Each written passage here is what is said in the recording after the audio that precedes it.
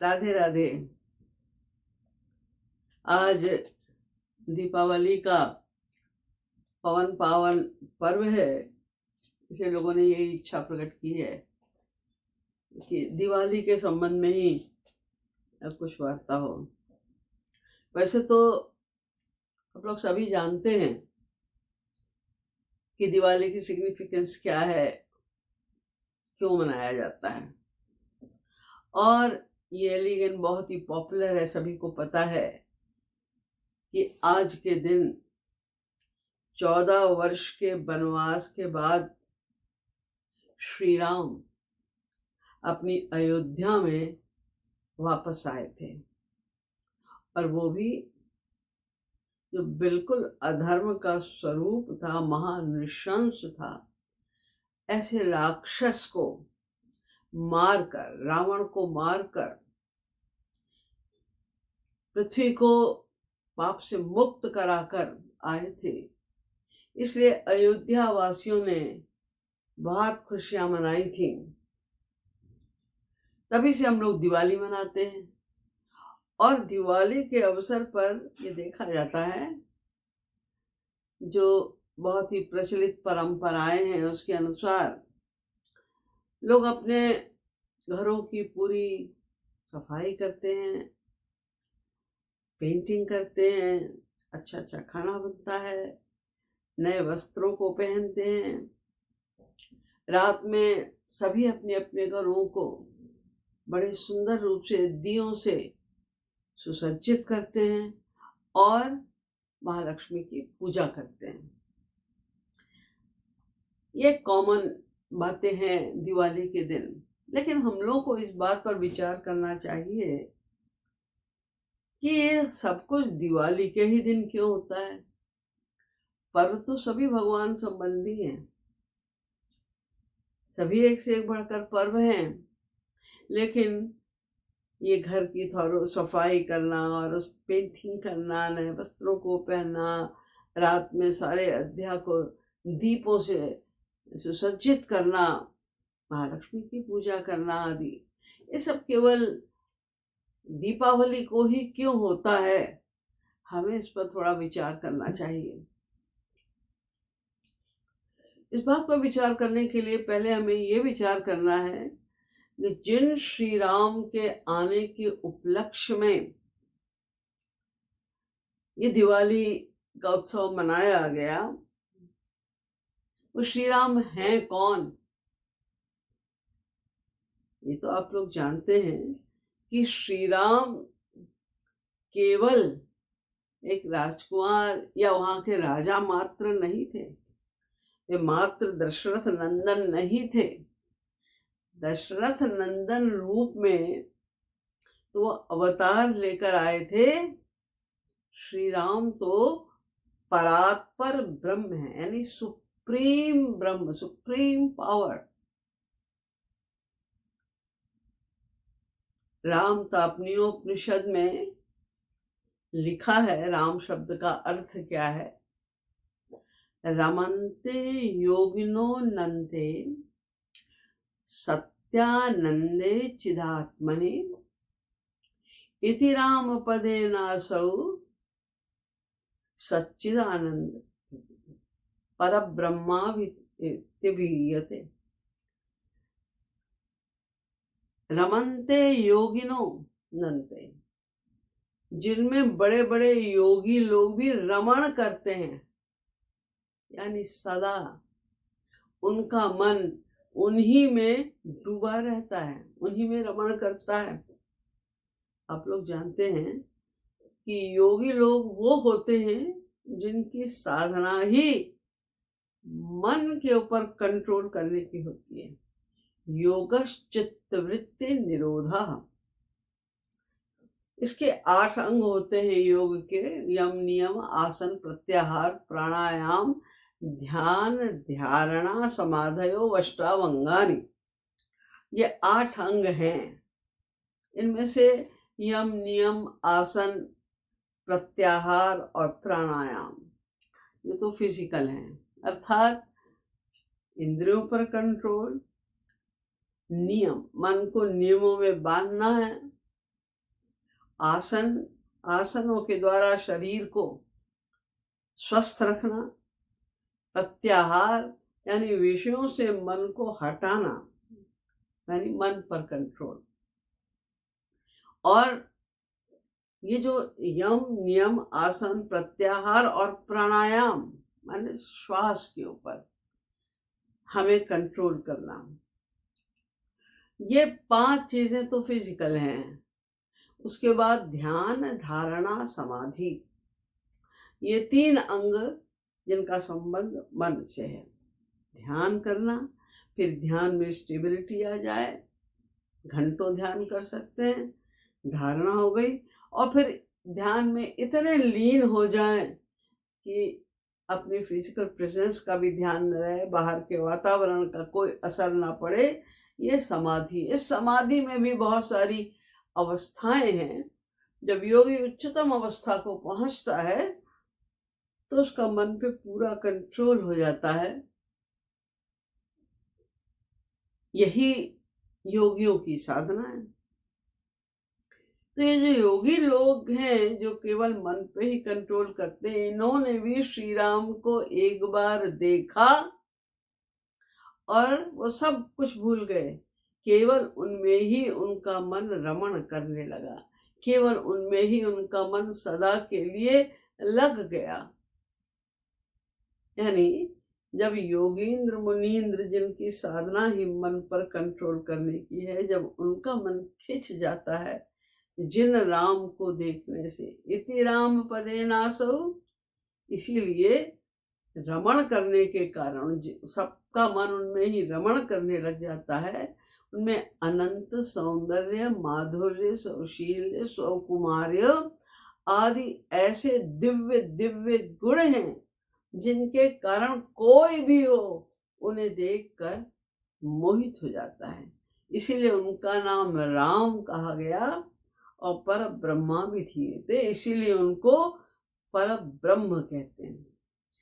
कि जो पर ब्रह्म है, सुप्रीम पावर, भगवान के तो अवतार बहुत सारे हैं, भगवान तो बहुत सारे हैं, अनेक रूप है, मतलब उनके भगवान तो एक के बहुत सारे रूप है, लेकिन जो सुप्रीम ब्रह्म है उनको, उनकी एक पदवी होती है सच्चिदानंद, यानी सत चित आनंद।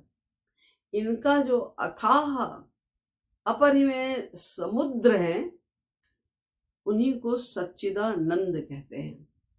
इसमें अनंत चैतन्य हो, जीवन हो, अनंत ज्ञान हो और अनंत आनंद हो, वो सच्चिदानंद है। मुक्तिकोपनिषद में कहा गया, रामत्वं परब्रह्म सच्चिदानंद विग्रह, रामत्वं परमात्मासि सच्चिदानंद विग्रह। ये भी कहा, यानी हे राम तुम परमात्मा हो और सच्चिदानंद विग्रह, सच्चिदानंद के विग्रह स्वरूप हो। क्या मतलब इसका? परमात्मा माने वो जो सबके हृदय में नित्य वास करता है, और वो हमारे कर्मों को केवल नोट करता है, बोलता कुछ नहीं, सजेशन नहीं देता कि तुम गलत कर रहे हो, ये मत करो, ये करो। वो केवल अंदर बैठ के हमारे कर्मों को नोट करता है और तदनुसार हमें फल देता है। अगर भगवान हमें फल ना दे तो हम कितना भी बढ़िया कर्म करें, हमें उसका फल मिलेगा ही नहीं। हर जन्म में वो फल, उनको अच्छे कर्मों का फल ऐड होता जाता है, ये उनकी विशेष कृपा है। तो ब्रह्म तुम परमात्मा से, तुम परमात्मा हो, घट घट वासी हो, हम सबके हृदय में रहने वाले हो, और सच्चिदानंद विग्रह, तुम सच्चिदानंद के विग्रह स्वरूप हो। का मतलब कि केवल ऐसा नहीं है कि तुम्हारे अंदर सत और चित और आनंद है अनंत मात्रा का, नहीं, तुम ही सत चित आनंद स्वरूप हो। यानी तुम्हारा जो विग्रह है राम, तुम्हारा जो ये शरीर, विग्रह माने शरीर, तुम्हारा जो ये शरीर है वो तुमसे भिन्न नहीं है। जैसे हम लोगों का शरीर हमसे भिन्न है, हम तो आत्मा है ना, आत्मा तो दिव्य है और हमारा शरीर दिव्य तो नहीं है, हमारा शरीर तो प्राकृत है, मटीरियल है, तो पूर्णतया भिन्न है। हमारा शरीर हमसे बिल्कुल भिन्न है। लेकिन भगवान श्री राम, उनका शरीर उनसे भिन्न नहीं है। जो जो गुण, जो क्वालिटीज उनमें है, यानी उनकी आत्मा में है, वही क्वालिटी, वही सब दिव्य गुण उनके शरीर में भी है। ऐसा केवल परब्रह्म ही हो सकता है। तो अनंत चेतनता उनमें है। तो हम लोगों के पास जितने भी जीव हैं, जहां जहां भी जीवन दिखाई देता है, चेतनता दिखाई देती है, वो सब उन्हीं से प्राप्त हो रही है। बस फर्क ये, उनके पास अनंत चेतनत्व है, कॉन्शियसनेस है अनंत मात्रा में, और हम क्योंकि उनके अंश हैं, इसलिए हमारे पास चेतनता है बहुत लिमिटेड मात्रा में। हमारी चेतनता शरीर तक लिमिटेड है। अगर इस शरीर से वो आत्मा जो चेतन है वो निकल जाए तो ये बॉडी डेड हो जाएगी। वैसे भी इस बॉडी में चेतनता नहीं है, आत्मा की चेतनता को प्राप्त करके चेतनवत दिखाई देता है, नहीं चेतन। तो अगर आत्मा निकल गई तो डेड हो गया। वो कि जिस शरीर में जाएगी आत्मा वो चेतन हो जाएगा। जैसे एक कमरा है अंधेरा, आप उसमें एक दिया रख दें, तो जब तक उस कमरे में वो दिया है तो कुछ उसमें रखा है कमरे में, आप देख सकते हैं। अब आपने उस दिए को वहां से हटा दिया, दूसरे कमरे में रख दिया, तो उस कमरे में अब अंधेरा हो जाएगा, और जहां आपने अब दिया रख दिया है वहां पर उजाला हो जाएगा। तो भगवान सब, हम सब, इसीलिए हम उनके अंश कहलाते हैं, क्योंकि हमारे पास उनके चेतनत्व का अंश है। हमारा जीवत्व भगवान के द्वारा हमको प्राप्त है, उनके अधीन है। इसी प्रकार हमारे अंदर जो ज्ञान है वो भी उन्हीं का अंश है। हमारे पास जो आनंद है वो भी उन्हीं का अंश है। तो हमारे पास क्योंकि अंश है, इसलिए हमारे पास है आनंद, लेकिन बहुत थोड़ी मात्रा का है। ज्ञान है बहुत थोड़ी मात्रा का।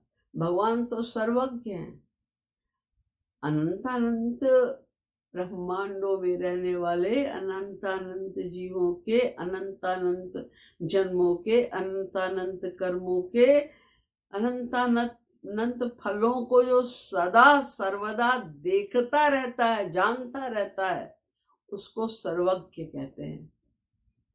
हम लोग को तो एक जन्म की बात भी पता नहीं होती, अपने शरीर का भी हमें पूरा ज्ञान नहीं है। क्यों है ज्ञान, लेकिन शरीर का पूरा ज्ञान, शरीर तक का पूरा ज्ञान नहीं है कि उनके अंश हैं। इसी प्रकार आनंद हमें भी मिलता है, लेकिन वो बहुत अंश मात्र का है। और हम क्योंकि हमारे मन बुद्धि आदि सभी कुछ माइक है, तो हम केवल माइक आनंद को ही कैच कर पाते हैं। तो भगवान राम तो परात्पर ब्रह्म थे, हम सब उनके अंश हैं। उनके बिना हमारा जीवत्व भी नहीं है, उनके बिना हमें आनंद की प्राप्ति हो ही नहीं सकती। ये बात हम लोग की तो समझ में नहीं आती। इसीलिए हम आनंद स्वरूप तो भगवान है, और हम भाग रहे हैं इस माया के संसार में कि हमको आनंद मिल जाएगा। किंतु जो अयोध्या वासी थे उनमें किसी में माया व्याप्त नहीं थी। वो विशेष कृपा पात्र थे जो राम के समय में उस अयोध्या में आए थे। विशेष संस्कारी थे वे। उन्होंने समझा, माना, अनुभव किया कि श्री राम के बिना हमारा जीवन कोई जीवन नहीं है। हमारे सुख श्री राम है, अगर राम नहीं है तो हमें कोई आनंद नहीं है। इसीलिए जब श्री राम को वनवास हुआ, वो वन में जाने लगे, तो सारे अयोध्या में हाहाकार मच गया, क्योंकि उनको लगा हमारे प्राणों को कोई खींच के ले जा रहा है।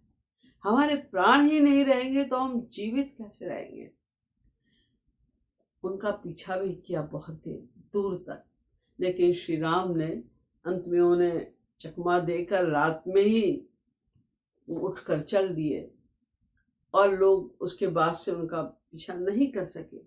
निराश होकर सब अयोध्या लौट तो आए, लेकिन उनको ऐसा महसूस होता था जैसे हमारे शरीर में जान है ही नहीं।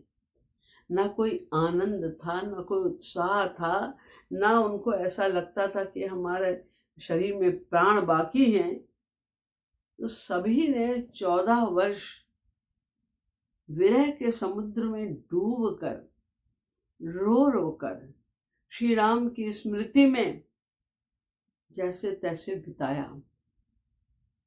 अगर उनको ऐसा लगा कि हमारे प्राण श्री रामचंद्र जी चले गए और इतना उनको विरह हुआ, इतना वो रोए, उनका ना खाने का मन होता था, ना कुछ करने का मन होता था, किसी भी प्रकार का कोई उत्साह नहीं था, सारी अयोध्या डेड पड़ी हुई थी, तो उनके प्राण कैसे रह गए?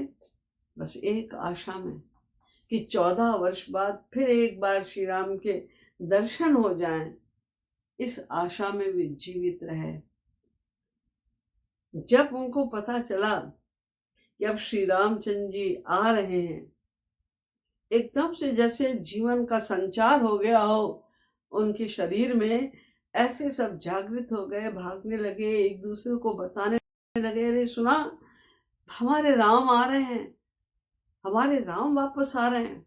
सब में नई चेतना जागृत हो गई। और फिर लोग आपस में वार्ता करने लगे कि 14 वर्ष के बाद हमारे राम आ रहे हैं, लेकिन हमारे अयोध्या की तो अवस्था बड़ी दीनहीन है, विपन्न अवस्था में है। वो देखेंगे अपनी अयोध्या का ये हाल तो उन्हें दुख होगा। इसलिए हमें कुछ ऐसा करना चाहिए उनके स्वागत की तैयारी में जिससे हमारे राम प्रसन्न हो जाएं। तो भाग के सब लोगों ने अपने घरों की पूरी सफाई की। उनको, क्योंकि 14 वर्ष से कोई पेंटिंग कुछ विशेष कुछ हुआ ही नहीं था, तो इसलिए बहुत ही वो जीर्ण शीर्ण अवस्था में थे, तो उसको ठीक ठाक करके उसकी पेंटिंग वगैरह की। उन्होंने कभी कपड़े भी 14 वर्ष से नए नहीं पहने थे, फटे पुराने सबके कपड़े थे, इसलिए नए कपड़े भी बनवाए। स्त्रियों ने बहुत सारा कुछ अच्छा अच्छा भोजन बनाना प्रारंभ किया, और रात में उनके स्वागत में पूरा अयोध्या के सारे लोगों ने अपने अपने घरों को दीप मालिकाओं से खूब सजाया कि श्री राम देखें और प्रसन्न हो जाएं। रात में इन लोगों ने महालक्ष्मी की पूजा भी की। अब आप सोचिए कि जो कुछ उन लोगों ने उस समय किया, वो सब कुछ आज भी प्रचलित है। आज भी लोग घर की सफाई करते हैं, थोड़ी इंडिया में तो सब करते हैं, और उस समय सब अपने अपने घरों की पेंटिंग भी करते हैं, अच्छे कपड़े भी पहनते हैं, खाना भी बनता है, सब कुछ होता है वैसे ही। ये अंतर क्या है? बड़ा भारी अंतर है। जब उस समय जब श्री राम आए थे, तो अयोध्या वासियों ने जो कुछ भी ये सब किया था, वो श्री राम के प्रेम के कारण किया था। रोम रोम में उनके श्री राम रह हुए थे।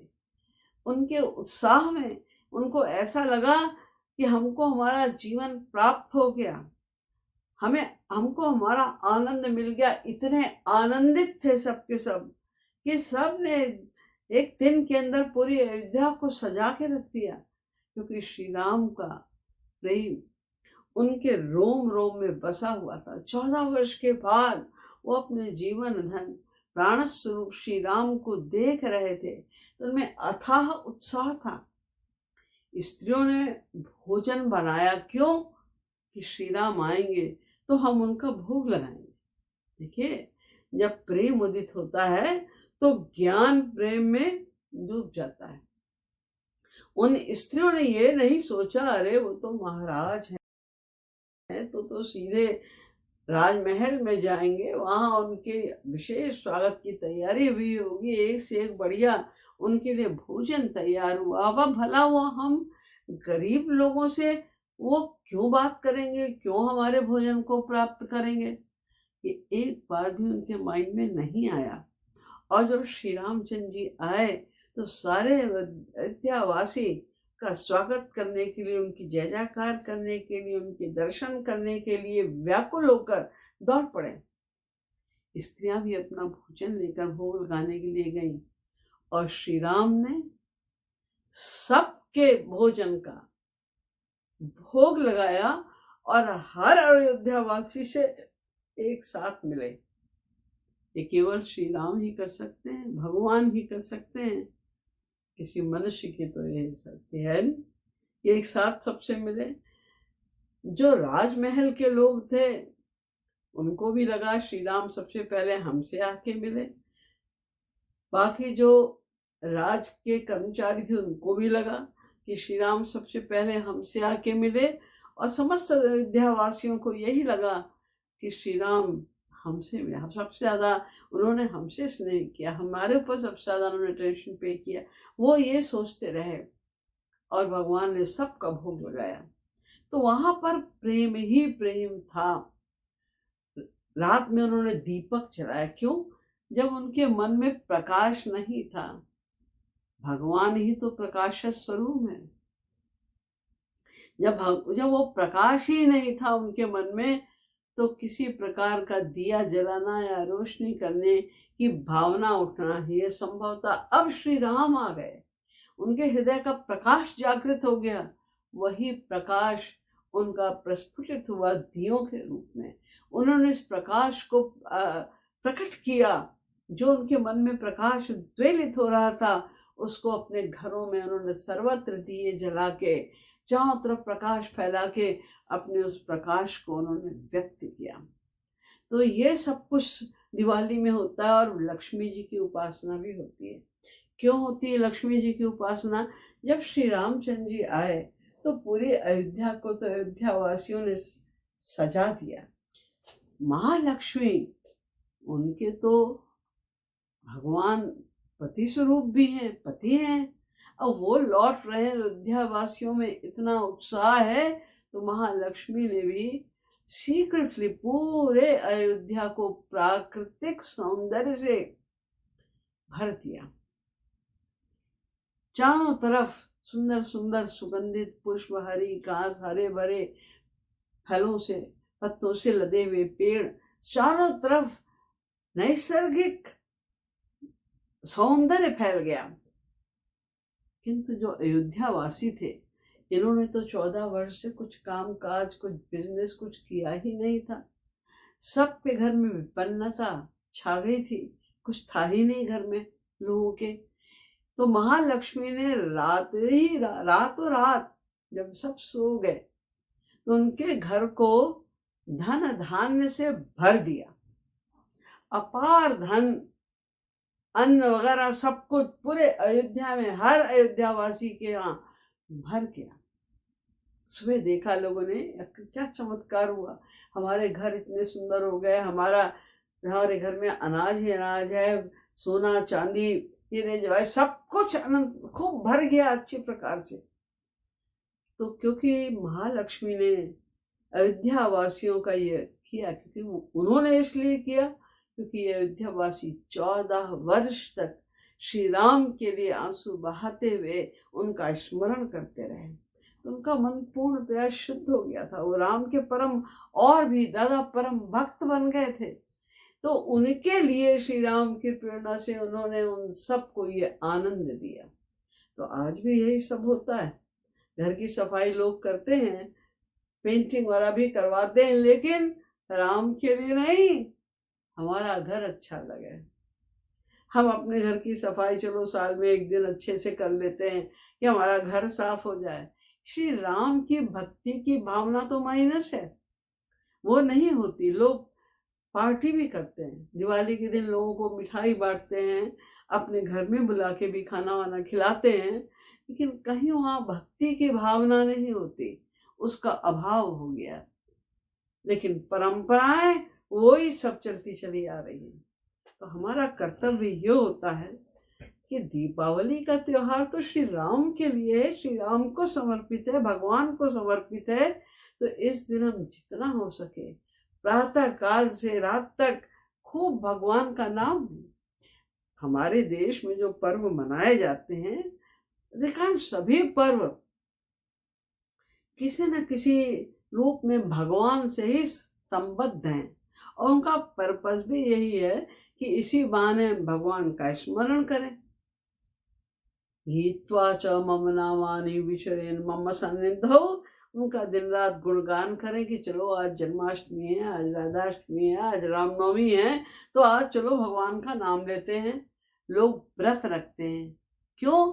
क्योंकि जब राम का जन्म हुआ, जब श्री कृष्ण का जन्म हुआ, तो लोग इतने आनंदित हुए, इतने नाचे गाए, बधाइयाँ गाई कि किसी को खाने की सुध ही नहीं रही।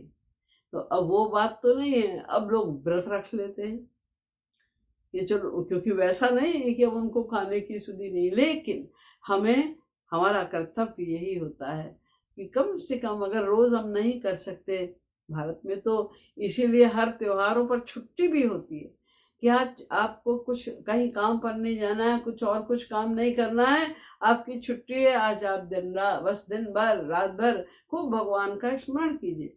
और भगवान का स्मरण करने का केवल ये मतलब नहीं होता कि आप एक कमरे में बैठकर कीर्तन करिए। उनका स्मरण बहुत प्रकार से होता है।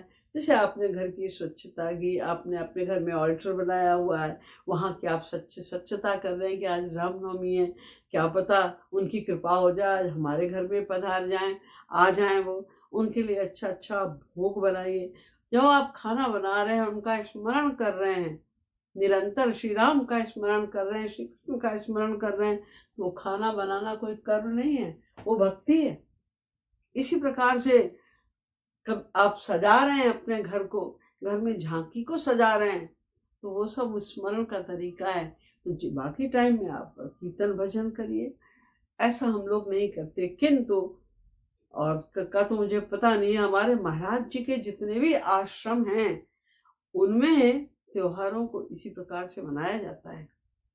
रामनवमी के दिन सुबह 3:30 बजे से वहां लोग उठकर तैयार होकर हॉल में आ जाते हैं।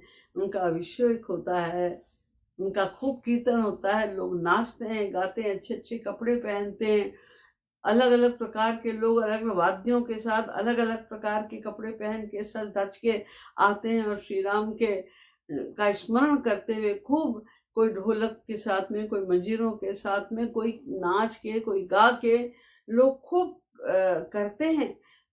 अच्छा अच्छा भोग बनता है, सुबह से लेके रात तक नाश्ते का भी, दोपहर के खाने का, रात के खाने का, बढ़िया से बढ़िया प्रसाद बनता है। लोग बड़े उत्साह के साथ उसका प्रसाद समझ के उसको खाते हैं, और रात में 12 बजे तक कीर्तन चलता है, शाम को आरती होती है बेहतर रूप से। तो सारे दिन एक उत्सव का माहौल, और श्री राम का स्मरण दिन भर लोग बोलिए राधा रामचंद्र की जय, सियावर रामचंद्र की जय, इसकी ध्वनि पूरी जगह सुनाई ही पड़ती रहती है। और जो हमारे श्री महाराज जी थे, तो सुबह 4 बजे से आते थे लोग, तो 2:30-3 बजे से उनके कमरे के बाहर बैठ जाते थे, कीर्तन करना शुरू कर देते थे, और वहाँ जो निकलते थे और खूब मिठाई, स्वीट्स वगैरह, चॉकलेट वगैरह खूब लुटाते थे। फिर उसके बाद महाराज जी को अच्छे से लोग सजा धजा के लेकर आते थे। ऐसा लगता था जैसे श्री राम ही चले आ रहे हैं। बहुत सारे लोग उनको साथ में गाते हुए, परिक्रमा करते हुए उनको हॉल में लाते थे। अनेक प्रकार से उत्सव मनाया जाता था, आज भी मनाया जा रहा है। सब प्रकार का उत्सव वहाँ पर जोर शोर से किया जा रहा है, इसीलिए कि हम लोग भगवान से जुड़े रहे, यही तात्पर्य है मनाने का। तो हमें इसी बात को सोचना है और इसी बात का संकल्प लेना है कि हम कम से कम त्योहारों पर, रामनवमी है, जन्माष्टमी है, दिवाली है, होली है, इन त्योहारों पर हम अपने आप को इस तरह से साधें कि सुबह से लेकर शाम तक हमारा भगवदी चिंतन चलता रहे। यही सार्थकता है किसी पर्व को मनाने की, और वही नहीं किया तो फिर कोई लाभ विशेष नहीं होगा। तो ये जो रामनवमी का त्योहार इसीलिए बहुत इम्पोर्टेंट है कि जैसे अयोध्या वासियों ने भगवान श्री राम को समझा कि ये हमारे इष्ट देव है, हमारे स्वामी है, हमारे प्राण है, हमारे जीवन का आनंद यही है। हमें भी यही समझना है कि हमारे केवल प्राणाधार श्री कृष्ण हैं, भगवान ही हैं, जो कुछ है हमारे सर्वस्व वही है, उनका ही स्मरण करना चाहिए। और हम लोगों के लिए जो श्री महाराज जी के जितने भी अनुयायी हैं, जितने उनके भक्त हैं, हम लोगों के लिए ये त्योहार और भी ज्यादा महत्वपूर्ण हो जाता है। क्यों? क्योंकि आज के ही दिन यानी दीपावली के दिन हमारी परम पावनी जगदम्बा जगत जननी माँ पद्मा, जिनको हम लोग अम्मा कह के पुकारते हैं, ममता की मूर्ति हमारी अम्मा, आज उनका आज के ही दिन, दिवाली के ही दिन अवतरण हुआ था। कुछ सत्संगियों ने मुझसे कहा कि आज दिवाली का अवसर है तो थोड़ा अम्मा के विषय में भी बताइए। तो वैसे तो आपको मैं बताऊं कि महापुरुष जो इस धरती पर अवतरित होकर आते हैं वो दो प्रकार के होते हैं। एक तो वे जो जीव कल्याण के लिए आते हैं अवतरित होके, तो उन्हें तो अपनी दिव्य प्रतिभाओं को, अपने दिव्य गुणों को प्रकट करना पड़ता है, क्योंकि वो ना करें तो प्रचार कैसे करें, जीव कल्याण कैसे करें। क्योंकि अगर लोगों को आभास ना हो कि ये कोई दिव्य पर्सनैलिटी हैं, इनका ज्ञान और इनके गुण दिव्य दिव्य हैं, तो वो मानेंगे नहीं, सुनेंगे नहीं उनको। इसलिए उन्हें अपनी दिव्यता को थोड़ा बहुत प्रकट करना पड़ता है। किंतु अधिकांश संत हमारे देश में ऐसे हुए हैं जिन्होंने अपने आप को गुप्त रखा, यानी लोगों को मालूम नहीं होने दिया कि हम संत हैं, हमारे पास दिव्य शक्ति है, दिव्य गुण है, हम भगवत प्राप्ति कर चुके हैं। ये आभास न होने पाए किसी को, इस प्रकार रहते हैं, उनको प्रच्छन्न संत कहते हैं। श्री महाराज जी को सब जानते हैं, उन्होंने पूरे विश्व में अपने ज्ञान की पताका को फहरा दिया। सारे विश्व में उनके ज्ञान का आलोक विस्तृत हो रहा है। सारे विश्व में राधा नाम का प्रचार कर दिया, निष्काम भक्ति का प्रचार कर दिया। उन्हें कौन नहीं जानता। फिर उनको जगत गुरु उत्तम पदवी से अलंकृत भी किया गया। इसलिए वो तो उनको तो सब समझते हैं कि वो एक दिव्य व्यक्तित्व थे।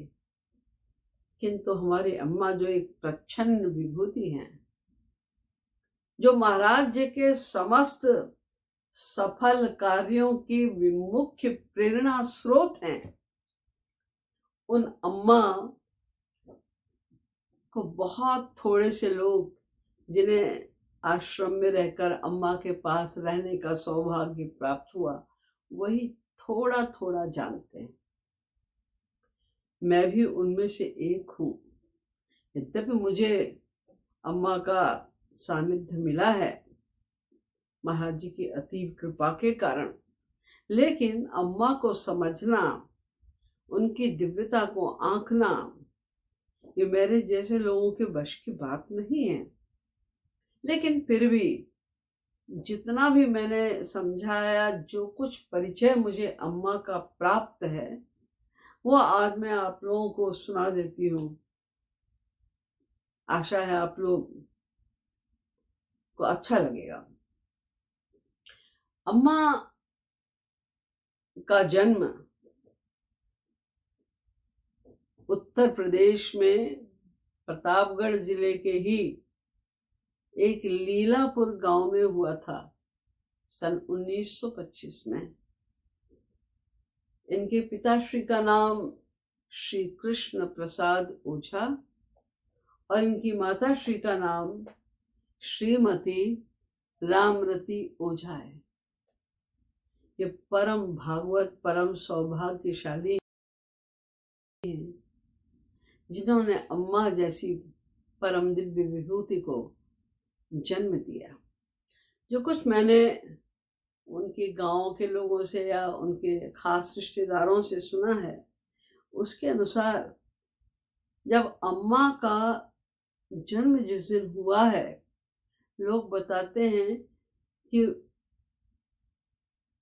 लीलापुर का वातावरण ही सारा चेंज हो गया था।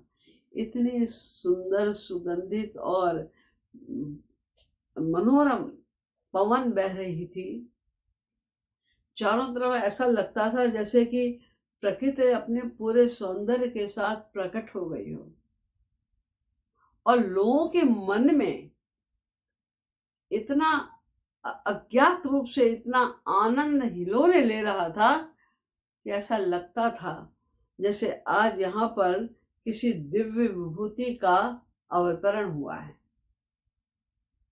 क्योंकि आमतौर से ऐसा नहीं होता, लेकिन एकाएक ऐसा हुआ उस दिन, तो सभी को लगा कि आज ये बात क्या है, आज सभी कुछ बड़ा आनंदमय, सब कुछ बदला बदला क्यों है। और जो दिव्य आनंद की अनुभूति उनको हो रही थी मन ही मन, उससे ही उनको ये थोड़ा अनुमान लगा कि शायद आज कुछ यहाँ पर दिव्य विभूति का अवतरण होने वाला है। ऐसे गांव में प्राचीन काल में विशेषकर अगर किसी लड़की का जन्म होता था तो लोग किसी को बधाई देने नहीं जाते थे, क्योंकि लड़की का जन्म मंगलकारी नहीं समझा जाता था। इसे लोग कोई बधाई देने नहीं जाते थे, किसी को कोई खास लड़की, अरे ठीक है, ऐसे ही होता था पहले। लेकिन आश्चर्यजनक बात यह है कि जब अम्मा का जन्म हुआ तो गांव वालों के मन में अपने मन से इतना उत्साह, इतना आनंद हुआ कि वो अपने आप को रोक नहीं पाए, और उनके घर पर जाकर उनके माता पिता को उन्होंने बधाई दी, वहां जाकर बधाई, और बहुत से लोगों ने उनके दर्शन की इच्छा भी प्रकट की। अम्मा का सौंदर्य भी विलक्षण था। छोटी सी बालिका के रूप में उनका रंग तो गोरा था ही, उनके मुख की जो मुस्कान थी, जो उनके लाल अधर थे, वो सभी कुछ इतने आकर्षक थे। देखिए, सौंदर्य कोई अगर यूं कोई देखे तो कोई विशेष सौंदर्य नहीं था, लेकिन उसमें जो आकर्षण होता है वही दिव्यता का परिचायक होता है। वो उनके अंदर था विशेष रूप से। ये सभी लोगों ने इस बात को बताया। जब अम्मा थोड़ी और बड़ी हुई और उनके जो बाल सुलभ क्रीड़ाएं थी, उनके माता पिता ने देखा और भी सबने देखा, तो ऐसा आभास होता था कि उनकी ये क्रीड़ाएं साधारण बालक बालिकाओं से भिन्न है। साधारण बालक बालिकाओं की इस प्रकार की क्रीड़ाएं, इस प्रकार की वार्ताएं नहीं होती। उनकी जो भी लीलाएं थी थोड़ी डिफरेंट होती थी। तो उनके अंदर कुछ दिव्य गुण इनके माता पिता को और इनके पितामह, इनके ग्रैंडफादर अम्मा के माता प्रसाद जी थे, बड़े ज्योतिषाचार्य थे, फेमस एस्ट्रोलॉजर थे उस टाइम के। उन्होंने भी देखा, उन्हें भी मन ही मन ऐसा लगता था कि ये लगता है कि कोई दिव्य कन्या है जिसने हमारे घर में अवतरण लिया है। तो जो उनके फादर थे, उनके मन में बहुत आती थी ये बात, अगर ये कन्या दिव्य है तो बड़े होके जब इसका विवाह होगा और जो इससे विवाह करेगा वो तो इससे भी ज्यादा दिव्य गुणों से युक्त होगा, तो वो कौन होगा। यानी श्री महाराज जी, अम्मा के भावी पति को देखने की इच्छा उनके मन में इतनी प्रबल थी, लेकिन उन्होंने कभी किसी से कहा नहीं। बहुत ही सरल स्वभाव के थे अम्मा के पिताजी, इतने सरल कि आप सोच भी नहीं सकते। लेकिन उन्होंने किसी से कुछ नहीं कहा। एक बार अकस्मात अम्मा के जो ग्रैंडफादर थे माता प्रसाद जी, वो महाराज जी के फादर से मिलने गए। उनके आपस में दोनों जिम्मेदार थे, तो आपस में परिचय था। बाय द वे वो महाराज जी के फादर से मिलने के लिए गए। तो जब वो आपस में बात कर रहे थे तो एकाएक उनकी दृष्टि एक 8 वर्ष के छोटे से बालक पर पड़ी। वो जब उन्होंने देखा, बस वो एकटक उसको देखते ही रह गए। घुंघराले बाल हैं, आंखों में, चितवन में कितनी चंचलता है, मुस्कुराहट बिल्कुल अपनेपन की मुस्कुराहट है, इतनी प्यारी मुस्कुराहट है। ये चंचलता तो राधा श्री कृष्ण के समान इनके अंदर लग रही। वो लगातार उनको एकटक भौचक्के होकर देखते रहे। जब महाराज जी के फादर लालता प्रसाद जी, उन्होंने देखा कि वो लगातार देख रहे हैं उधर, तो उनका ध्यान आकृष्ट करने के लिए उन्होंने कहा, ये मेरा सबसे छोटा पुत्र राम कृपालु है। तो उनकी दृष्टि वहां से हटी। वे अपने मन में सोच रहे थे, इसको देखकर तो मेरी वही स्थिति हो रही है जो राम लक्ष्मण को देखकर जनकपुर में जनक जी महाराज की हुई थी। किंतु उन्होंने कुछ कहा नहीं, और तब से बराबर वो महाराज जी के रूप का, वो आकर्षण का, उनके सौंदर्य का चिंतन करते करते घर पहुंच गए लीलापुर। मौका देख के अब उनके मन में ये आया कि हमारी पौत्री जो पद्मा है उसके लिए बेस्ट वर ये होगा। अब सोचिए, अम्मा की आई तो 5 वर्ष की थी और महाराज जी 8 वर्ष के, और वो अभी से उनके विवाह की बात सोच रहे हैं, और उन्होंने ये सोचा कि ये बेस्ट इनके लिए यही वर होगा। तो उन्होंने समय देखकर अम्मा के फादर को बुलाया और महाराज जी का पूरा वर्णन किया, और ऐसा कहा, मुझे ऐसा लगता है ये बालक साधारण नहीं है, बहुत प्रॉमिसिंग, बहुत होनहार लगता है। अवश्य ये कोई बड़ा व्यक्ति बनेगा भविष्य में।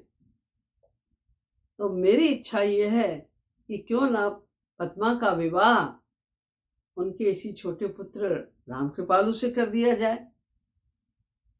एकदम उनके फादर की आंखों में चमक आ गई, बहुत वो खुश हो गए।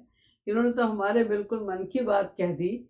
मैं तो कब से सोच रहा था, लेकिन हमने सोचा कि 5 वर्ष की कन्या के विषय विवाह की बात करूंगा तो लोग क्या कहेंगे, ऐसा सोच के उन्होंने कभी किसी से कहा नहीं। लेकिन जब उनके फादर ने ऐसे कहा तो उन्होंने कह दिया, भाई आप तो घर के सबसे बड़े हैं, बुजुर्ग हैं, आपकी जैसी इच्छा। ऐसा कह के उन्होंने स्वीकृति दे दी। अब उनके जो ग्रैंडफादर थे अम्मा के, वो प्लान करने लगे और कुछ ही दिनों में दोबारा जाकर मिले महाराज जी के फादर से। महाराज जी के फादर भी बड़े भागवत और बहुत ही जैसे विनम्र स्वभाव के काइंड पर्सन थे वो। तो उनसे उन्होंने अपनी इच्छा व्यक्त की कि हमारी पुत्री जो है, पौत्री, उसके भी इतने ऐसे गुण हैं, और आपके पुत्र को मैंने देखा तो मुझे लगा कि ये बेस्ट मैच रहेगा। तो अगर आपकी स्वीकृति हो तो हम इनका विवाह तय करें। उनका ठीक है, आपकी जैसी इच्छा। वो भी हो गया। फिर उन्होंने हिम्मत करके उनकी कुंडली मांगी महाराज जी की। जब उन्होंने कुंडली पढ़ना शुरू किया, क्योंकि वो तो ज्योतिषाचार्य थे, उनको इसका बहुत ज्ञान था, तो उनकी आंखें और भी चमक गई, क्योंकि जो जो उनके मन में पहले आशंकाएं थी महाराज जी के विषय में कि ये ऐसे ऐसे होंगे, उन सब चीजों की पुष्टि होती गई। वो बहुत खुश हो गए, और जब वो गए फिर उसके बाद उन्होंने मैरिज भी तय कर दी और हो गई। अम्मा और महाराज जी का विवाह संपन्न हो गया। विवाह संपन्न होने के दूसरे दिन गांव में एक प्रथा होती है कि दूसरे दिन एक सेरेमनी होती है, इसको खिचड़ी कहते हैं। यानी खिचड़ी जो होता है उसको कच्चा खाना नहीं, ऐसा भोजन जो बिना तेल या घी वगैरह के बनता है, जैसे रोटी है, चावल है, खिचड़ी भी ऐसी खाली नमक डाल के दाल चावल मिक्स करके उबाल दिया जाता है। तो ऐसा जो भी भोजन उसे कच्चा खाना कहते हैं। तो उस समय ब्राह्मण लोग किसी दूसरे के घर में जाकर कच्चा खाना नहीं खा सकते थे।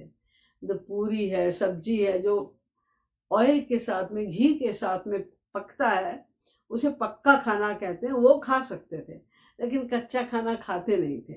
तो दूसरे दिन खिचड़ी होती थी, तो उसमें दोनों परिवार के सारे लोग बैठ के इकट्ठे भोजन करते थे। इसका मतलब ये होता था कि आज से ये दोनों परिवार मिलकर एक हो गए हैं, अब इनमें कोई भेदभाव नहीं रहा।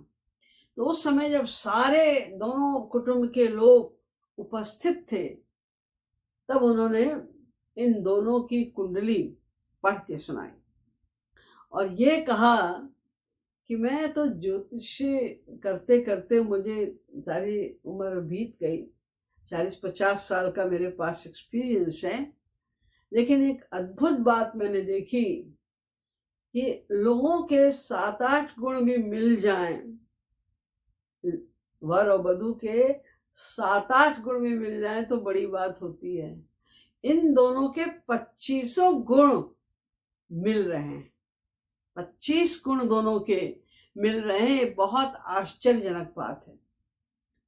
फिर उन्होंने एक बात और भी कही कि देखिए, आप लोगों से मेरा निवेदन है कि ये जो बैठे हुए हैं हमारे जमाता के रूप में श्री महाराज जी की ओर इशारा करके कहा, इनको आप साधारण बालक मत समझिए, आज इनको आप जी भर के देख लीजिए, क्योंकि जो मैंने इनकी कुंडली देखी है उसके अनुसार ये पूरे विश्व में अपने ज्ञान के प्रकाश को फैलाएंगे। ये विश्व की एक बहुत बड़ी विभूति के रूप में उभरेंगे और उस समय इनके दर्शन पाना भी बहुत मुश्किल हो जाएगा। इसलिए मेरी आप लोगों से प्रार्थना है, आज आप इन्हें जी भर के देख लीजिए, भविष्य में आपको इनके दर्शन का अवसर मिले ना मिले। और मैं आपको एक बात और भी बता दूं कि ये जो इनके कुंडली में जो इनके ग्रह नक्षत्र हैं, जो इनके कुंडली बता रही है, ऐसे गुण किसी मनुष्य में नहीं होते। ये गुण साक्षात नारायण के हैं। इसलिए मेरा जो ज्योतिष ज्ञान है वो तो यही बता रहा है कि ये साक्षात नारायण के अवतार हैं। मेरी बात पर आप लोग विश्वास कीजिए। ऐसा उन्होंने काफी डिटेल में श्री महाराज जी को बताया और तब से महाराज जी के फादर की भी और ग्रैंडफादर की भी महाराज जी के प्रति और अम्मा के प्रति सदा ईश्वरीय भावना रही, दिव्य भावना ही रही। कभी कभी श्री महाराज जी लीलापुर जाते थे। कारण क्या है कि गांवों की प्रथा के अनुसार जब लड़की का विवाह होता है तो उसको तुरंत विदा नहीं किया जाता, क्योंकि बाल विवाह की प्रथा थी। तो बालकपन में छोटी छोटी लड़कियों का विवाह होता था, तो जब तक वो थोड़ी मेच्योर ना हो जाएं उन्हें ससुराल नहीं भेजा जाता था। तो शादी तो हो जाती थी, लेकिन लड़की को पति के घर में नहीं भेजते थे, 4-5 साल के बाद भेजते थे। तो कभी कदा श्री महाराज जी लीलापुर जाते थे और उनके ग्रैंडफादर उनके साथ शास्त्रालोचन करते थे, यानी शास्त्र वेद पर उनकी वार्ता होती थी। तो महाराज जी को इतनी छोटी सी अवस्था में शास्त्र वेदों का विवेचन करते हुए अपने साथ में उनका शास्त्र वेदों का समन्वय आदि करते हुए देखकर बहुत आश्चर्यचकित होते थे और बड़े प्रभावित होते थे। इससे उनकी भावना श्री महाराज जी के प्रति और भी बढ़ती जा रही थी। कुछ साल के बाद अम्मा जी का गौना हुआ। गौना माने जब लड़की को विदा करके ससुराल भेजा जाता है। गवन शब्द से गवना बनता है, यानी डिपार्चर, कि अब वो लड़की इस योग्य हो गई कि अपने पति के यहाँ जा सकती है। तो उसमें भी जो गवना होता है उसमें भी लड़के के घर वाले खूब बैंड बाजे के साथ में, सामान और तमाम गिफ्ट वगैरह के साथ में लड़की को विदा कराने के लिए जाते हैं। ये भी एक समझो छोटी मोटी शादी की तरह, विवाह की तरह ही होता है। तो जब अम्मा घर आ गई तो महाराज जी तो घर में नहीं रहते थे, मनगढ़ में बहुत कम रहते थे, क्योंकि पहले तो वो पढ़ाई की वजह से और बाद में प्रचार आदि के विषय के कारण पूरे साल में महाराज जी 3-4 बार, 4-5 दिन के लिए, कभी 3 दिन के लिए, कभी 5 दिन के लिए, ज़्यादा से ज़्यादा 1 हफ्ते के लिए मनगढ़ जाते थे। अदरवाइज वो हमेशा बाहर ही बाहर रहते थे। तो अम्मा तो बस उनकी प्रतीक्षा ही करती रहती थी और घर के अन्य मेंबर्स के साथ में मनगढ़ में ही रहती थी। जब महाराज जी आ जाते थे 4-5 दिन के लिए भी, तो उनके लिए उतना बहुत होता था। किंतु एक बार ऐसा हुआ कि पूरा साल बीत गया और महाराज जी मनगढ़ आए ही नहीं, 1 दिन के लिए भी नहीं आए। अम्मा के धैर्य का बांध टूटता गया और एक बार उन्होंने ये निश्चय कर लिया कि अब जब तक महाराज जी नहीं आएंगे मैं खाना नहीं खाऊंगी, मैं कुछ नहीं खाऊंगी। 1 आध दिन तो बीता, फिर बाद में सबको प्रकट हो गया कि ये तो कुछ खा नहीं रही है। आजी और मौसी वगैरह आए, पूछा भाई तुम क्यों नहीं खा रही? तो उन्होंने कहा हमने व्रत लिया है कि जब तक महाराज जी नहीं आएंगे हम कुछ नहीं खाएंगे। तो उनका बहुत समझाया, अरे तुम्हें नहीं पता, बड़ा जिद्दी है वो, उसको तो जब आना है तो आएगा, तुम ऐसे कैसे, तुम्हारी इतनी कम उम्र है, तुम कोमल, तुम्हारा अंग है, ये तुम बीमार पड़ जाओगी, तुम्हें कुछ हो जाएगा, इसलिए तुम खाओ। बहुत समझाया, लेकिन उन्होंने कहा कि नहीं, जब तक नहीं आएंगे बाजी मैं खाना नहीं खाऊंगी। 1-2 दिन और बीत गए तो मौसी को लगा कि तो ऐसे तो बेचारी कैसे जिएगी। तो महाराज जी उस समय प्रतापगढ़ में ही थे, हमारे फादर महाबली जी के यहाँ। उन्होंने घर का एक व्यक्ति भेजा महाराज जी के पास और कहा कि सारा हाल बताना इनका। तो उन्होंने अम्मा जी का सारा हाल बताया और कहा कि मौसी ने कहलवाया है, अगर तुम उसे जीवित देखना चाहते हो तो तुरंत आ जाओ, नहीं तो वो खाना नहीं खाएगी। तो महाराज जी भी तो कोई असर ही नहीं हुआ इस बात का, और उन्होंने उल्टे ये संदेशा देकर उसे वापस कर दिया कि उनसे कह दो कि जब तक वो खाना नहीं खाएंगे हम नहीं आएंगे। अब समझाया वो आजी ने, मौसी ने, कि देखो उसने ऐसा, वो बड़ा जिद्दी है, वो नहीं मानेगा, तुम खा लो थोड़ा सा, फिर वो आ जाएगा। उनका बिल्कुल नहीं, मेरी भी जिद है कि जब तक वो आएंगे नहीं मैं नहीं खाऊंगी।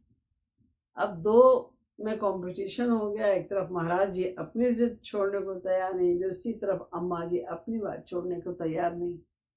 जब 2 दिन ऐसे और बीत गए तो आजी और मौसी आए, उन्होंने फिर रिक्वेस्ट की, नहीं मानी वो। तो उन्होंने कहा देखो हमसे तो तुम्हारी हालत देखी नहीं जा रही है, इसलिए हमने अब ये निश्चय किया है कि जब तक तुम नहीं खाओगी तब तक हम लोग भी नहीं खाएंगे। अभी तो 2 पार्टी थी, अब 3 पार्टी आ गई, कहा हम भी नहीं खाएंगे।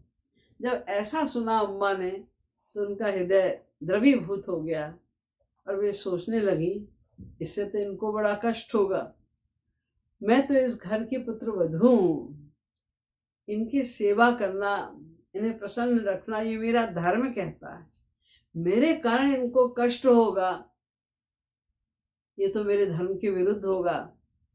ऐसा वो मन में सोचने लगी, उनको दया आ गई उन दोनों के ऊपर। तो उन्होंने कहा कि अच्छा मैं आप लोगों की बात रखने के लिए 1 पीस किसी फल का खा लेती हूँ। उनका चलो शुरू तो करें किसी तरह। तो उन्होंने कहा ठीक है तुम चलो 1 पीस ही खाओ, तुम फल का 1 पीस खाओ। तो उन्होंने केले का 1 पीस जैसे ही खाया तो महाराज जी एकदम उस समय वहां पर ऐसे प्रकट हो गए जैसे वो इसी कमरे में कहीं छिपे हुए थे और बाहर निकल पड़े। बस तो सब जगह खुशी की लहर फैल गई, सब प्रसन्न हो गए। अम्मा ने, महाराज जी ने, सबने साथ में खाना खाया। तो ये जो लीला हुई अम्मा और महाराज जी की, इसमें भी मैं समझती हूँ ये अम्मा की एक ऐसी लीला थी जिसके द्वारा वो महाराज जी के प्रचार में ही हेल्प कर रही थी, क्योंकि उन्होंने अपनी इस लीला से हम लोगों को 2 बातें सिखाई, बहुत महत्वपूर्ण बातें हैं वो किसी भी भक्ति पथ पर चलने वाले के लिए। पहली बात तो ये कि भगवान कभी भी हठ से नहीं मिलते। हठ योग भगवान नहीं सुनते। कोई कहे कि हम तो ये नहीं करेंगे अगर जब तक तुम नहीं आओगे, ऐसा करेंगे। ये हठ योग का चाबुक भगवान पर नहीं चलता। उनको तो प्रेम से पुकारो, सरेंडर करो। जब तक सरेंडर नहीं करेंगे, प्रेम से नहीं पुकारेंगे, तो भगवान प्रकट नहीं होते। तो हठ नहीं करना है किसी भी बात के लिए, प्रेम से उन्हें पुकारना होगा। और दूसरी बात ये कि उन्होंने उस दिन से ये भी प्रतिज्ञा की थी कि अब हम आपको कभी भी ऐसे नहीं बुलाएंगे, आपकी जब इच्छा हो आप आना, जब इच्छा हो आप नहीं आना। इस बात से उन्होंने ये भी सिखाया हमें, जो महाराज जी फिलॉसफी का प्रचार करते हैं, प्रेम की, दिव्य प्रेम की, उसमें उसका जो मूल है वो है तत्सुख सुखित्वम, यानी प्रेमास्पद के सुख में सुखी रहना। जिस तरह वो प्रसन्न हो वही तुम्हारी इच्छा होनी चाहिए, वही तुम्हारी प्रसन्नता होनी चाहिए। तो अम्मा ने ये संदेश भी दिया कि हमें इसी फिलॉसफी का पालन करना है। तत्सुख सुखित्वम, अपने सुख के लिए हट करके, अपने सुख के लिए हमें अपने प्रेमास्पद को कष्ट नहीं देना चाहिए। अम्मा को जहां तक मैंने देखा है, जो थोड़ा बहुत मेरी समझ में आया है, तदनुसार मुझे ऐसा हमेशा लगा कि अम्मा तो निष्काम प्रेम की साक्षात मूर्ति है। भक्ति के रास्ते पर चलने के लिए अम्मा के बराबर कोई अनुकरणीय हो ही नहीं सकता। देखिए, अम्मा जी तो पहले हमेशा बाहर ही रहते थे। ये तो 1967 से, जब से पहला सत्संग भवन बना है और साधना प्रारंभ हुई है, तब से महाराज जी वहां पर लगभग 3 महीने रहने लगे थे। अक्टूबर में साधना शुरू होती थी, दिसंबर तक महाराज जी मनगढ़ में रहते थे। तो उस समय अम्मा को श्री महाराज जी के दर्शन का या सेवा का सौभाग्य प्राप्त हुआ। महाराज जी वहां पर रहे और हम लोगों को भी थोड़ा अम्मा के निकट आने का, अम्मा के गुणों का थोड़ा बहुत आभास प्राप्त करने का सौभाग्य प्राप्त हुआ। और ये समझ में आया कि अगर महाराज जी के चरणों में प्रीति बढ़ानी है, महाराज जी के शरण होना है, तो अम्मा के चरण ही हमारी अंतिम विश्राम स्थली है। उनसे सीखना पड़ेगा हमें कि निष्कामता किसे कहते हैं। देखिए, जब महाराज जी वहां पर रहने लगे, तो जैसे ही महाराज जी आते थे, तो हम लोग जो सत्संगी होते थे, वो तुरंत महाराज जी की जो भी सेवा जिसको मिलती थी उसको ग्रैब करने की चेष्टा करते थे। तो A to Z सारी सेवा सत्संगी लोग बांट लेते थे। किसी ने एक बार ये नहीं सोचा, ये अधिकार तो अम्मा का है, अम्मा को सेवा का अवसर मिलना चाहिए। ये अधिकार उनका था कि वो सब सेवा लेती है, फिर उनको जिसे जो सेवा देनी है वो दें। लेकिन नहीं, लोगों ने अपनी सेवा चुन ली, जो जो सेवा करता था। ना अम्मा ने इस बात से कभी मुंह बनाया, कभी ऐसा नहीं हुआ कि उनको ये दुख हो रहा हो, दिखाई दे रहा हो कि उन्हें कष्ट हो रहा है कि हमें सेवा क्यों नहीं मिल रही। ना उन्होंने कभी इसमें कोई आपत्ति दिखाई कि क्यों ये सेवा अमुक व्यक्ति क्यों कर रहा है, ये सेवा तो मुझे मिल, कभी नहीं, कुछ नहीं कहा उन्होंने। हमेशा वो मुस्कुराती रहती थी। A to Z सारी सेवा दूसरे लोग करते थे। महाराज जी का जो कमरा था वो भवन में थोड़ा बाहर की ओर था, यानी उसका रास्ता बाहर भी निकलता है, अंदर भी निकलता है। और अम्मा का कमरा महाराज जी के कमरे के पीछे अंदर की तरफ था। तो महाराज जी तो प्रायः जाते थे अम्मा के कमरे में। जब वो जाते थे तो उनके साथ में 5-6 लोग तो कम से कम होते ही थे। अम्मा ने कभी इस बात का भी ऑब्जेक्शन नहीं किया कि जब महाराज जी मेरे कमरे में आते हैं तो लोग, बाकी लोग क्यों आते हैं, और ना महाराज जी ने कभी कुछ कहा। वो खुश बहुत प्रसन्न होती थी जब महाराज जी उनके कमरे में। लेकिन अम्मा कभी भी महाराज जी के कमरे में बिना महाराज जी के बुलाए नहीं जाती थी। हमने एक बार अम्मा से कहा, अम्मा महाराज जी तो आपके कमरे में जब देखो तब आ जाते हैं, आप क्यों नहीं जाती महाराज जी के कमरे में? तो अम्मा ने बड़े सरल ढंग से बात बताई मुझे। देखो उनके अपने काम हैं, अपना ढंग है काम का। मैं नहीं चाहती कि उनके किसी भी कार्यकलाप में कोई डिस्टर्बेंस हो। वो जिस तरह से, जिससे जो सेवा लेना चाह रहे हैं, जब जो करना चाह रहे हैं वो करें। जब उन्हें मेरी ज़रूरत होती है वो बुला लेते हैं, मैं चली जाती हूँ वहाँ पर। लेकिन मैं उनके किसी कार्य में इंटरफेरेंस नहीं करना चाहती, मैं कोई बाधा नहीं पहुँचाना चाहती महाराज जी किसी काम में। इसीलिए मैं उनके कमरे में कभी नहीं जाती हूँ बिना बुलाए। ये अम्मा ही सोच सकती हैं, अम्मा ही ऐसा कर सकती हैं। इतनी अधिक उनमें निष्कामता थी।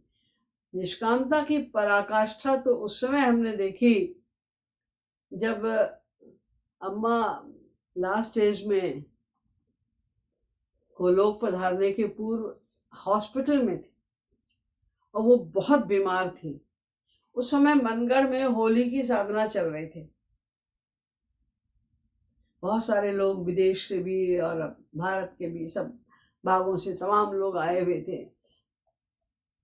वहां जी तो मनगढ़ में थे, अम्मा दिल्ली के हॉस्पिटल में थी। तो रोज उनको फोन करके महाराज जी को सब हाल अम्मा का बताया जाता था, और महाराज जी भी एक बार अम्मा को फोन कर लेते थे। जब अम्मा की हालत बहुत गंभीर हो गई तो अम्मा को महाराज जी ने फोन किया और कहा कि मैं आऊं। अम्मा कहती नहीं नहीं नहीं, अभी गर्मी बहुत है, तुमको आने में तकलीफ होगी, तुम वहीं रहो। अभी हमारे यहाँ बहुत अच्छी केयर हो रही है। सबका नाम लिया कि ये लोग बहुत ध्यान रख रहे हैं हमारा, हमें यहाँ कोई तकलीफ नहीं है, तुम अपना वहीं पर ही रहो। देखिए, साधारण स्त्री भी जब वो ऐसी हालत में हो, बीमार, और ऐसा लग रहा हो कि अभी तो डॉक्टर जवाब दे रहे हैं, हर स्त्री ये चाहेगी उसका पति उसके पास में रहे, उसकी सेवा करे, उसके पास में रहे। किंतु ऐसा उत्तर देने वाली हमारी अम्मा जी ही थी, जो इतने विषम परिस्थिति में भी, क्या उनकी इच्छा नहीं होती होगी? हर व्यक्ति महाराज जी के दर्शन के लिए व्याकुल रहता है। महाराज जी को पास हम पहुंच जाएं, महाराज जी हमारे पास आ जाएं, सब खुश होते हैं।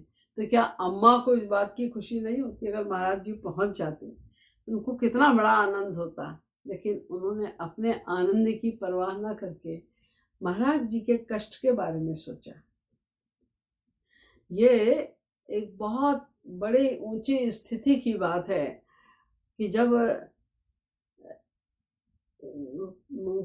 कष्ट नहीं भी, उस समय जरा सा भी कष्ट का विचार करके भी कष्ट होने लग जाए, प्रेमास्पद के कष्ट का विचार करके भी अपने को कष्ट होने लग जाए, तो बहुत ऊंची प्रेम की स्थिति है, महाभाव की स्थिति है। और वो अम्मा जी ने उस समय दिखाई। जरा भी उन्होंने एक बार भी नहीं कहा कि आप आ जाओ यहाँ पर। महाराज जी ट्रैवल करते थे और कभी कभी कहीं थोड़े दिन का प्रोग्राम भी होता था, हफ्ते का, 15 दिन का, 1 महीने का। जब वहाँ जाते थे हम लोग की सबकी इच्छा होती थी कि महाराज जी के साथ हमें भी मौका मिल जाए जाने का। हम लोग रिक्वेस्ट भी करते थे महाराज से। महाराज तो एक आध किसी जिसको भी अपने साथ ले जाना चाहते थे, बारी बारी से ले जाते थे जिसको भी उन्हें ले जाना है। मैंने कभी नहीं देखा कि अम्मा ने कभी भी इच्छा व्यक्त की हो, जब भी महाराज जी ट्रैवल करते थे, कहीं जाते थे, कि हम भी चलें क्या। कभी नहीं कहते थे, कभी नहीं कहा उन्होंने। और जब महाराज जी को उन्हें ले जाना होता था महाराज पूछते थे तुम चलोगी? अम्मा एकदम इतनी प्रसन्न हो जाती थी जैसे उन्हें पता नहीं कहाँ की निधि मिल गई। तब हमें पता चलता था कि अम्मा कितनी निष्काम है, उनका भी मन इतना करता है कि कभी उन्होंने अपनी इच्छा व्यक्त नहीं की। और जब महाराज जी कहते थे कि चलोगे तो झट वो बड़ी खुशी के साथ में तैयार हो जाती थी चलने के लिए। तो उनमें निष्कामता अगर सीखना है तो उनसे उनसे ही सीख सकते हैं। और दूसरे वो प्रेम, उनमें इतना प्रेम और वात्सल्य था, ममता की तो वो बिल्कुल मूर्ति थी। कभी कभी महाराज जी किसी को डांट देते थे, किसी बात पे डांट पड़ गई तो लोगों का कभी कभी बहुत उदास हो जाते थे या मूड ऑफ हो जाता था, तो लोग अम्मा के पास आते थे। अब महाराज तो भगा दिया डांट के, तो लोग अम्मा के पास आते थे। अम्मा मुंह देखती थी, उनको समझ में आ जाता था माजरा क्या है। फिर ऐसे शब्दों में कुछ वो कह देती थी, देखो वहां से भगाया गया है डांट के तो यहाँ आया है, कि सब हंसते थे जोर से। उनका कहने का ढंग ही ऐसा होता था कि लोग हंस देते थे जोर से, तो जो आता था मूड ऑफ करके वो भी हंस देता था, उसको भी हंसी आ जाती थी। फिर उसको लगातार वो 4-5 मिनट तक एक ढंग से चिढ़ाती रहती थी, कुछ ना कुछ कहती रहती थी, जिससे उसको लग जाए कि हाँ भाई हमें महाराज जी की डांट का हमें फायदा है, महाराज जी ने हमारे ऊपर ममतावश हमको डांटा है, हमें उस पर दुखी नहीं होना चाहिए, उदास नहीं होना चाहिए, चिंता नहीं करनी चाहिए। वो समझा देती थी अपने व्यवहार से। खाली लोग, सारे लोग शाम को जब महाराज जी सोने चले जाते थे, उसके बाद 8-10 लोग आके अम्मा के पास बैठते थे। वैसे अम्मा इतनी सौम्य थी और कोई मजाक करने की उनकी आदत नहीं थी, लेकिन उस समय जब वो बैठती थी तो सब हंसी के ठहाके ही लगते रहते थे। अम्मा कुछ भी बीच बीच में ऐसा बोल देती थी कि लोग बस हंस पड़ते थे। और कभी कभी अपने अंतर्यामित्व शक्ति को भी वो प्रकट कर देती थी। एक बार एक सत्संगी यहीं की है, वो मैं नाम नहीं लूंगी, तो वो थोड़ा साधना के पहले पहुंच गई इंडिया। तो महाराज जी दौरे पे जा रहे थे, पंजाब में बहुत सारी जगह पर गए, तो सब जगह वो उनके साथ साथ गई। फिर उसके बाद महाराज जी मनगढ़ आ गए साधना में, तो वो साधना में भी आई, तो 15 दिन वो साधना में भी नहीं। उसके बाद वो थक गई इतना घूम घूम के, और साधना में भी सुबह सुबह उठो 3 बजे, और फिर उसके बाद में सारे दिन 9 बजे तक साधना चलती थी, तो थक गई। तो उनको लगा अब तो घर जाना चाहिए थोड़ा, क्योंकि अब थोड़ा आराम चाहिए हमको। तो महाराज जी के पास गई और उन्होंने कहा महाराज जी कुछ काम है अभी हमें दिल्ली में, तो मैं कल दिल्ली चली जाती हूँ। तो महाराज ने कहा ठीक जाओ। फिर वो अम्मा के पास आई, अम्मा से भी उन्होंने यही बात की जो झूठ है। उन्होंने अम्मा से भी यही कहा कि अम्मा हम दिल्ली जा रहे हैं क्योंकि कुछ काम है। तो अम्मा कहती है हाँ ये थक गई है ना बहुत बहुत, इसीलिए अब जा रही है, जाओ थोड़े दिन आराम करके आ जाना। इस तरह की बातें अम्मा प्रायः किया करती थी, तो बड़ा सबको रस मिलता था। और ममता तो जैसे उनके रग रग में समाई हुई थी। मैं देखती थी कि लोग आते थे जो उनसे भी उम्र में बड़े होते थे, लेकिन उनके सामने आके उनके चेहरे पे जो भाव होता था लोगों के, ऐसा कि वो बिल्कुल एक छोटे से बच्चे हैं, अम्मा उनकी माँ है। और अम्मा उसी तरह से सबसे बोलती थी। उनको ये नहीं लगता था ये तो हमसे बड़ा है तो मैं इसको बेटा कह के या तू कह के कैसे बोलूं, कुछ नहीं, वो उसी भाव से अपना वात्सल्य प्रेम के साथ में ही बात करती थी हर एक के साथ में। यहाँ तक कि कोई कोई लोग अम्मा के सामने आके तुतलाने लग जाते थे, इतना ज्यादा उनमें ममत्व भरा हुआ था। वहां पर मनगढ़ में एक भैया अभी भी रहते हैं, वो इलेक्ट्रिशियन है वो। तो एक बार बिल्डिंग का काम चल रहा था, तो उनकी ड्यूटी लग गई वो चूना लाने के लिए, से सब बिल्डिंग का काम करते हैं, वो चूना लाने के लिए उनकी ड्यूटी लग गई। तो चूना लाने की वजह से उनके दोनों हाथ जो थे वो बुरी तरह कट गए थे, दोनों हाथ। उन दिनों में जब महाराज जी नहीं होते थे, तो महाराज जी का जो आंगन था उसी में वरांडे में एक कमरा था, वहां खाना बनता था और सब आंगन में बैठ के खाना खाते थे। और अम्मा जो उस समय जरूर आती थी। वो खा उस समय थोड़ी देर पहले ही वो उनका खाना फिनिश होता था, थोड़ी देर खाना खा के आराम करके अम्मा वहां पर आती थी, सबको देखती थी, सबसे बात भी कर लेती थी किसी किसी से। तो जब उन्होंने उनको देखा कि वो खाना लेके आ रहा है, तो उन्होंने बुलाया कि अरे दोनों हाथ कटा हुआ है, कैसे खाएगा, ए सुअर इधर आ। वो सुअर बहुत प्यार से जब बोलती थी किसी लड़के से, जैसे माँ जी गधा क्या क्या बोलते, वो सुअर बुलाया, ए सुअर इधर आ। तो बुलाया, वो आया साथ में, कहते कैसे खाएगा, तेरा दोनों हाथ कटा हुआ है। तो अम्मा खा लेंगे। अम्मा ने थाली उसकी छीन ली उसके हाथ से, और वहां पर एक मोढ़ा होता है ना, केन का बना हुआ एक स्टूल जैसा, तो पड़ा था, उसी पे बैठ गई और उसका बैठ जाया, बैठ गया। फिर अम्मा ने इतने प्यार से उसको अपने हाथ से खिलाना शुरू किया। तो वो झांकी देखने वाली थी, अम्मा के मुंह पे जो वात्सल्य झलक रहा था, और वो ऐसा बैठ गया, वो भी उसके मुंह पे इतना वो था भाव प्रेम का कि जैसे छोटा सा बच्चा ही हो वो।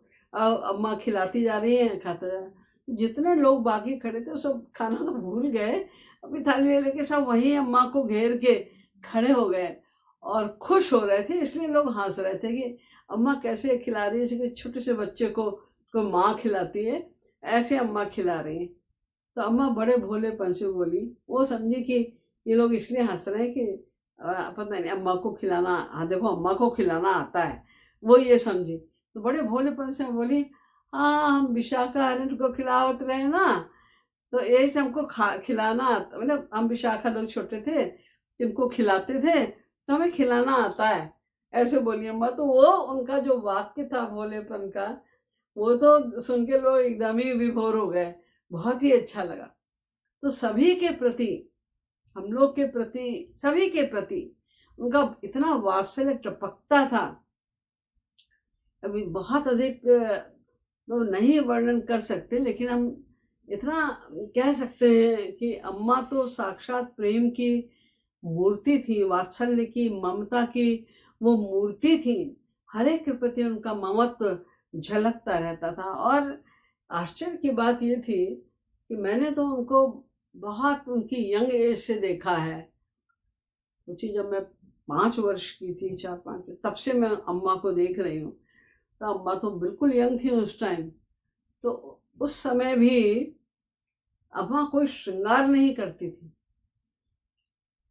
लेकिन सर पे वो जो उनका बिंदी और मांग का श्रृंगार वगैरह होता है वो करती थी, और हमेशा उनका पल्ला सर पे रहता था। अम्मा का लास्ट टाइम 82 की जब वो हो गई थी, तब तक उनका वही हिसाब किताब था कि मांग सिंदूर और बिंदी, और उनका पल्ला ढका रहता। जैसे वो शुरू में लगती थी बिल्कुल नई नवेली जैसी, वो 82 वर्ष की अवस्था में भी बिल्कुल वैसी ही लगती थी। वही उनका सौंदर्य, वही उनका रूप, वही उनका आकर्षण। आकर्षण तो मुझे लगता है बढ़ता ही जा रहा था उनका, वही रूप आदि उनका था, उसमें कोई भी अंतर नहीं आया। हमेशा शांत रहना, बहुत कम बोलना, और अपने को छिपा के रखना, इस प्रकार का उनका स्वभाव था। लोग उनके आगे पीछे बिल्कुल मधुमक्खी की तरह लगे रहते थे। श्री महाराज जी भी हमेशा इनडायरेक्ट वे में उनकी इस बात की प्रशंसा करते थे। और महाराज जी ने यह भी एक आध बार संकेत दिया कि हमारे प्रचार में इनका बहुत बड़ा सेक्रीफाइस है, बहुत बड़ा हाथ है। अगर अम्मा ने हम लोगों को अवसर न दिया होता, थोड़ी भी निष्कामता की कमी होती, तो हमें महाराज जी के सेवा का सौभाग्य नहीं मिलता। अम्मा जी अगर हमें निष्कामता अपने स्वयं के आचरण द्वारा नहीं सिखाती, तो शायद हम लोग महाराज जी के प्रति निष्काम प्रेम करने में सक्षम नहीं हो पाते। बहुत कुछ हमने उनसे सीखा कि निष्काम प्रेम क्या होता है और कैसे सेवा की जाती है, किस भावना से सेवा की जाती है। आज तो इतना ही, क्योंकि बहुत तो मुझे अम्मा के विषय में पता भी नहीं है। इतना मैंने पता था, और जितना मुझे याद था वो मैंने आपको थोड़ा बहुत आज बता दिया। अब समय भी हो गया है, इसी शेष फिर कभी बोले श्रीमद सतगुरु सरकार की जय।